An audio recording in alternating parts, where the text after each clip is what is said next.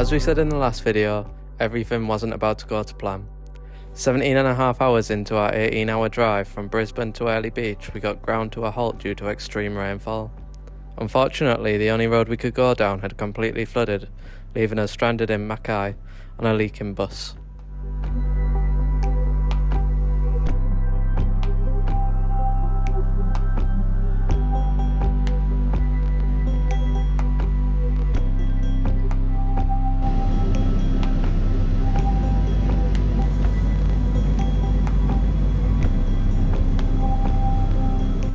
So, update on our travels.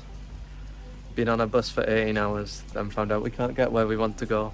So now we're at the airport flying back to Brisbane, which is where we came from 18 hours ago, so that's fun. And we've been up for 25 hours now, so we'll get back eventually. Another couple of hours later and we were on our flight to Brisbane, which luckily wasn't delayed, but being on the plane did show us just how flooded some of the surrounding areas were.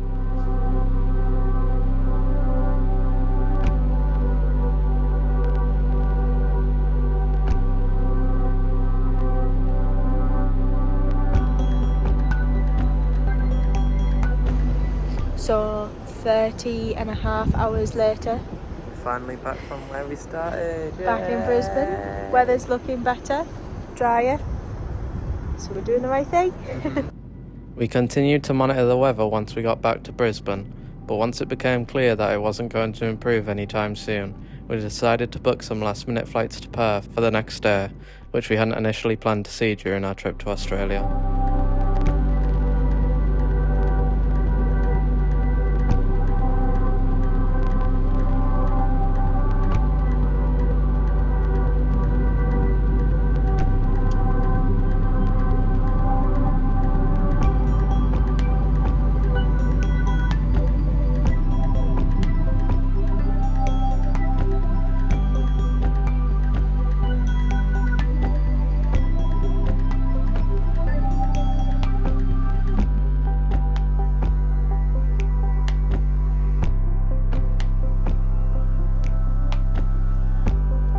As soon as we landed, we didn't regret it. We were met with amazing blue skies and lovely warm weather, something that had definitely been missing on our drive up to Early Beach.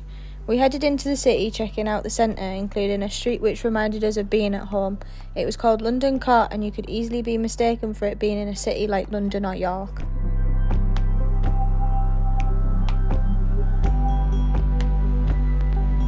We spent the rest of our days in Perth taking some much needed time out to relax after the stress of figuring out some new plans and how best to spend our time. We loved the park and the botanical gardens, and it was a great area to enjoy some sun and take a break. After chilling out in Perth, we headed to Fremantle, and although our change of plans meant that we could no longer fit in a visit to the Great Barrier Reef, it did mean that we could now go to Rottnest Island. Rottnest Island is about a 20-30 minute ferry ride from Fremantle, and is home to some of the cutest animals that you might not have even heard of, the quokka.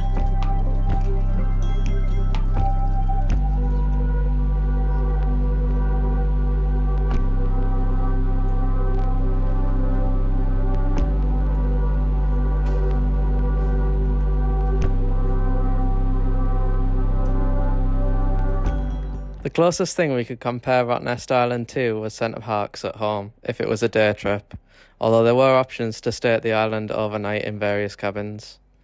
Some of the main activities on the island revolve around a central hub which contains a number of restaurants and a couple of shops for food and souvenirs.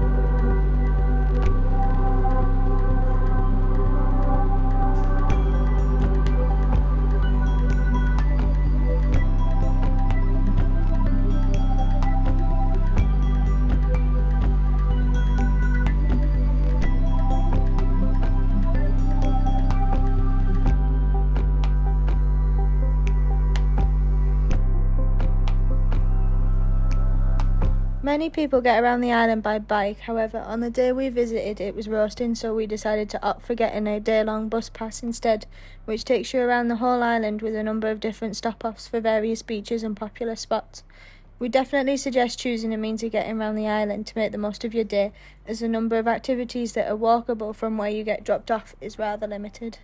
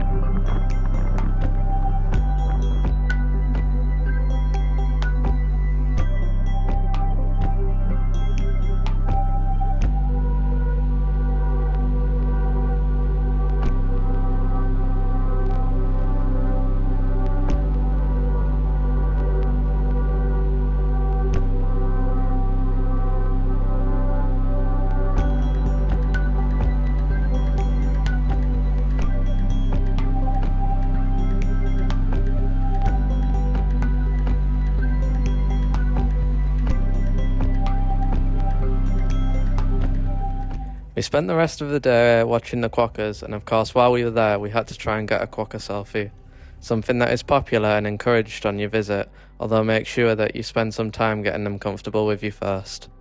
We loved to seeing just how many Quokkas there were around the island, especially in the central area, although make sure not to feed or pet them.